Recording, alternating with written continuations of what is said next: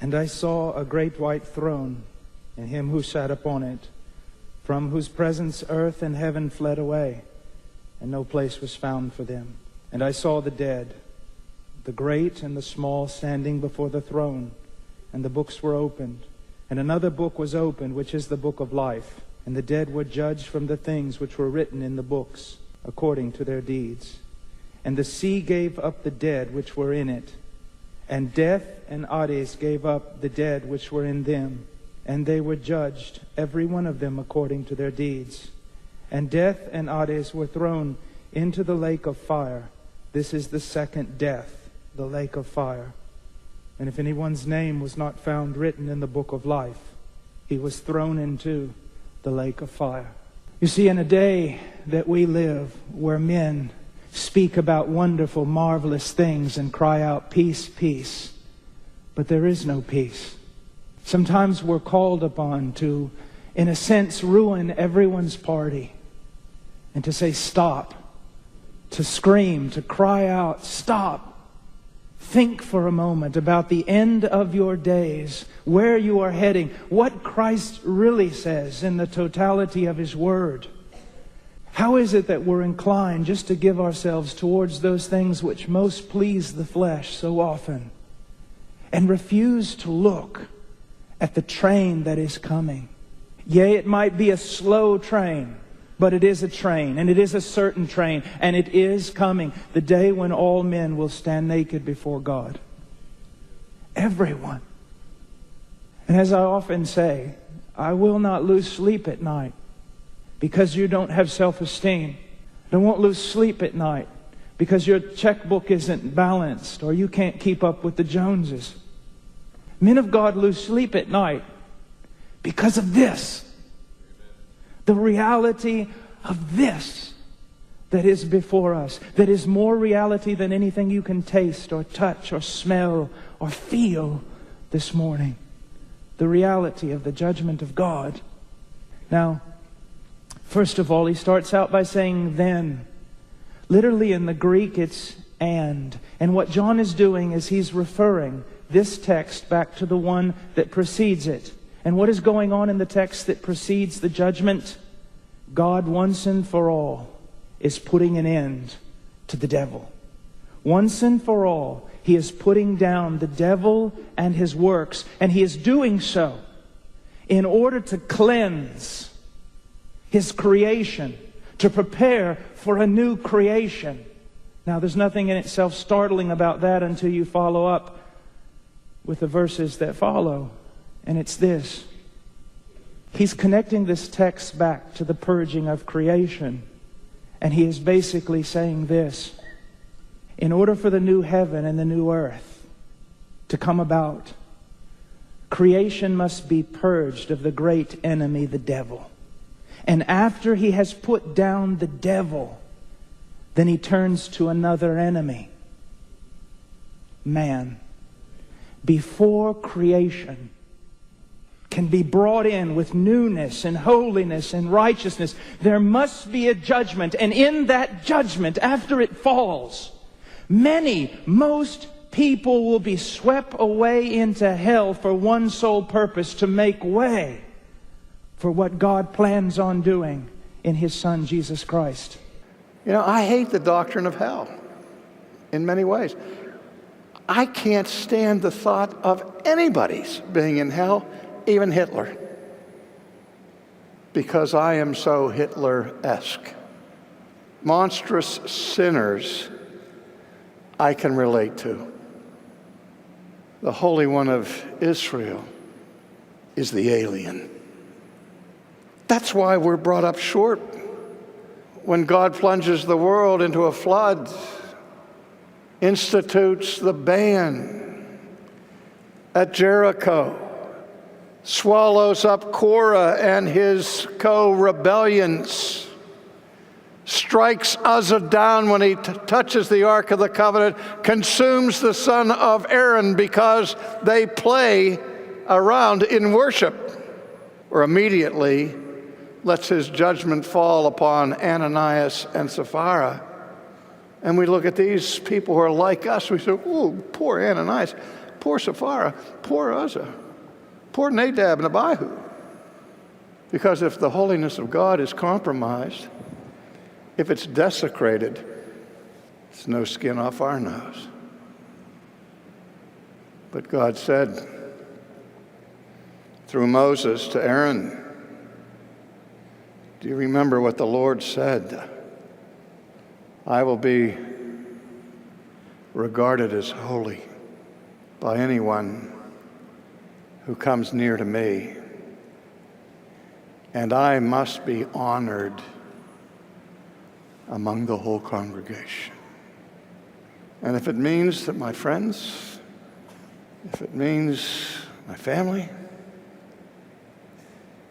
must be sacrificed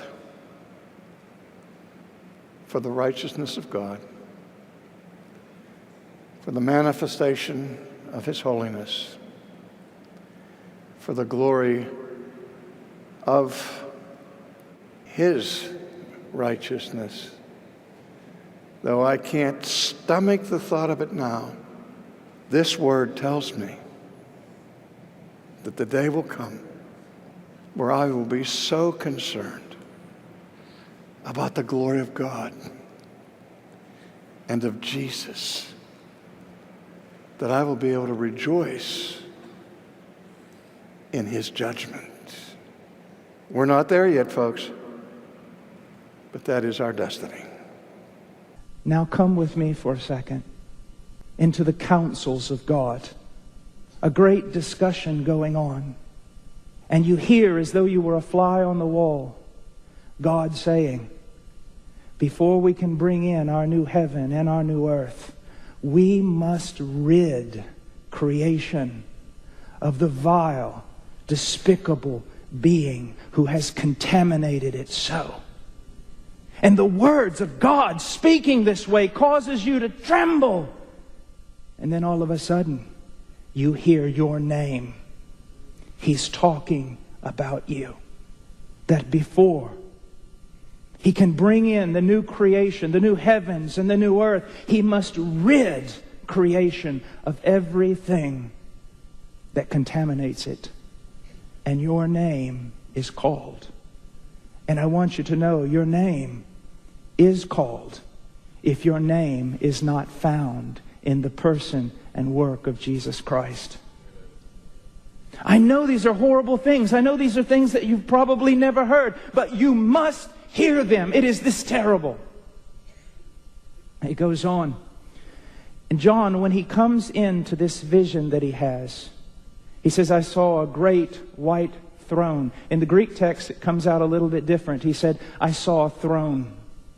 I saw a throne. And the order here in Greek is very, very important. It's given supremacy and preeminence to the throne above all things. He says, I saw a throne. One of the greatest need for believers today, for you and for me, is to see a throne.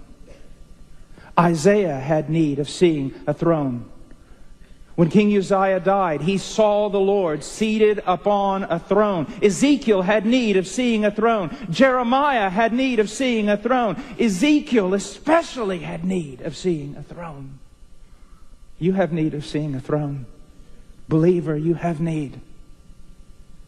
That there is a God, and He has redeemed you, but that God who has redeemed you is Lord over you. And He sits upon a throne that is so immense, so great, everything else disappears in comparison. You need to see a throne when you're thinking about doing things your own way, but you also need to see a throne when you're doing things God's way and everything comes against you. You need to see a throne. But unbelievers also here today need to see a throne. Not as a blessing, not as a support, but as a warning. You will one day stand before that throne, and you will be judged before that throne in perfect righteousness. Verse 11 begins, Then I, referring to the Apostle John, who has been caught up into the heaven of heavens and given a guided tour of heaven and what is to come. And John now is allowed to see at the end of time, at the end of the age, I saw a great white throne. It's great because of its power. It towers over every other throne. It towers over every earthly seat of authority. This throne has universal jurisdiction. It overrides every objection. Its verdicts are final. It is the supreme court of heaven and earth. There is no higher court of appeal. The verdicts of this throne are final and indisputable. It is white, speaks of its purity. Its verdicts are executed with absolute holiness, with inflexible righteousness. And at this point, there is not one drop of grace. It is a throne because its purpose is judgment. And every sinner without Christ will stand in this court. This is a terrifying scene, and the entire Bible looks ahead to this final day of judgment. Psalm 9, verse 7, the Lord has established his throne for judgment, and he will judge the world in righteousness. He will execute judgment with equity. Psalm 7, verse 11, God is a righteous judge. And in Acts 17:31, Paul at Mars Hill says, God has fixed a day. There is a day that is fixed in which he, God, will judge the world in righteousness. There is coming this day when God will settle every account. And every sinner will appear, and every sin will be exposed, and every wrong will be judged. There will be no sin in the history of the world that will escape his judgment. There's something that I want to make very clear here. This throne upon which God sits is a throne of sovereignty. It demonstrates his power and his rule over everything. But you also need to understand that this throne upon which God sits is a judgment throne. In Romans chapter 14, it's called the judgment throne of God. In 2 Corinthians chapter 5, it's called the judgment throne of Christ. It is very, very interesting in our text here that this word in 2 Corinthians, referring to the judgment throne of Christ, is the word bema. And it says that when Christ was being judged by Pilate, he stood before the bema, the throne, the judgment seat of Pilate. But isn't it an amazing thing that here everything is reversed? Now Pilate will stand before the judgment throne of Christ. How do you think he will feel on that day? When he treated Christ as though he were nothing. He used Christ to barter with Herod. He pawned around Christ as though he were nothing. And now Pilate will stand before Christ. And you say, oh, poor Pilate. No, my friend. Poor you. Because maybe you have done the same. You have judged Christ. You've heard the gospel over and over. But you've pawned him off. You've rejected him. Or you've taken Christ to yourself sort of in a nonchalant fashion. Just enough Jesus to make you religious.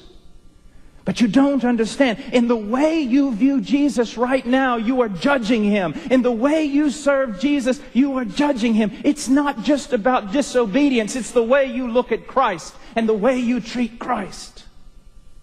He says the great and the small. The great refer to the great men of history. Great in stature.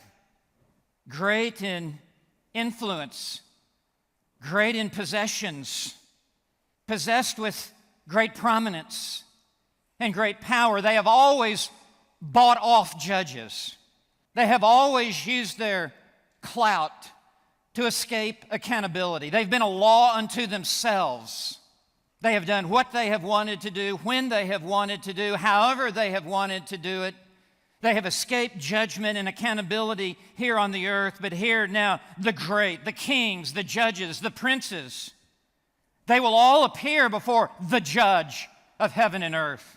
And the small, those small people of history that no one even knows of, small in stature, small in influence, whose lives really accounted for very little compared to the vastness of the great men of history. We don't know their names, but we read they're standing before the throne.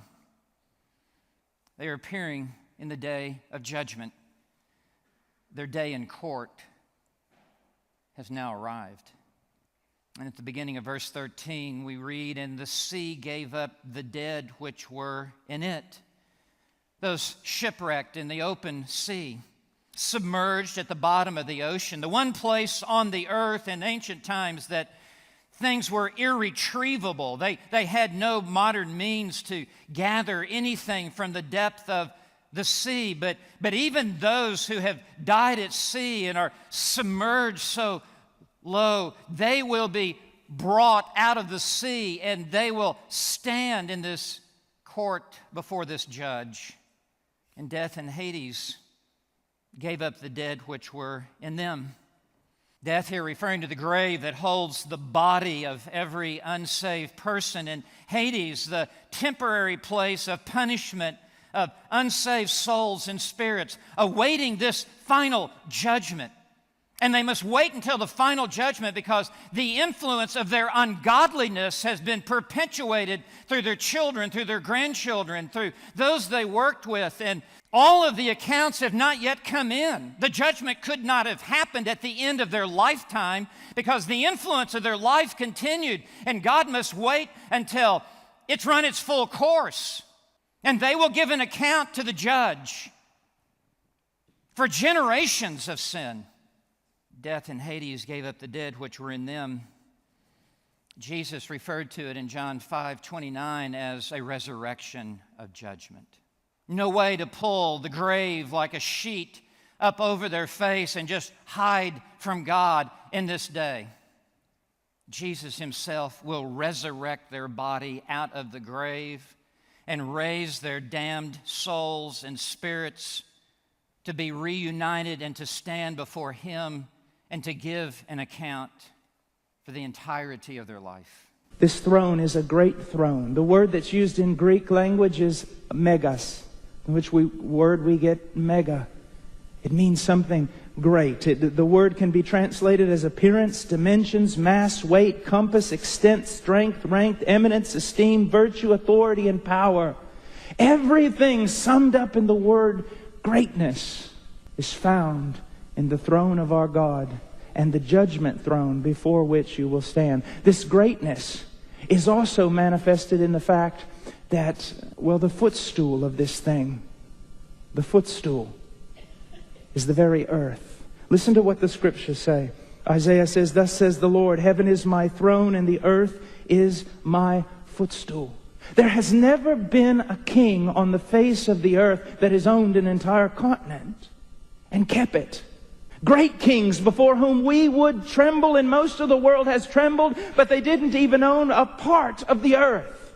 And yet this king before whom you will stand, this king who will judge you, is so great, his throne, that he puts his feet on this planet. He sets his feet here. Then how great is his power? How great is his authority? How great is this one before whom you will stand? Another thing that tells us about the greatness of this throne is this. Now, John comes into this vision. I want you to think about this. John comes into this vision and he says, "I saw a throne." But don't you know that there was almost an infinite number of humanity standing there before the throne? A sea, oceans of men, as far as the eye could see. But John doesn't notice any of them. Do you see that? He doesn't notice them at all, because the one on that throne is so great, it makes everyone else disappear. Totally and completely disappear. Isn't it amazing how much value man places on man? And how important we are to each other. But when God fully and finally reveals himself, all of us totally and completely disappear. This has so many, there's books just on this word. You imagine you struggle with pride. You need a view of the throne of God. and all pride dissipates and disappears. Another thing about this throne that I want you to see, it is great because of the one who sits upon it. Listen to what Scripture says. It says, He is the I Am, the Alpha and Omega, the Ancient of Days, the Eternal God, the Invisible God, the Blessed God, the Mighty One, the Holy One, the Righteous God, the God of Gods, the King of Kings, the Lord of Lords, the Possessor of heaven and earth, the Blessed and only Sovereign, the Lawgiver, the Judge of all the earth. He who is to be feared, the Bible says. He who is to be feared. Nebuchadnezzar said this, "But at the end of that period, I, Nebuchadnezzar, raised my eyes toward heaven, and my reason returned to me. And I blessed the Most High, and praised and honored Him who lives forever.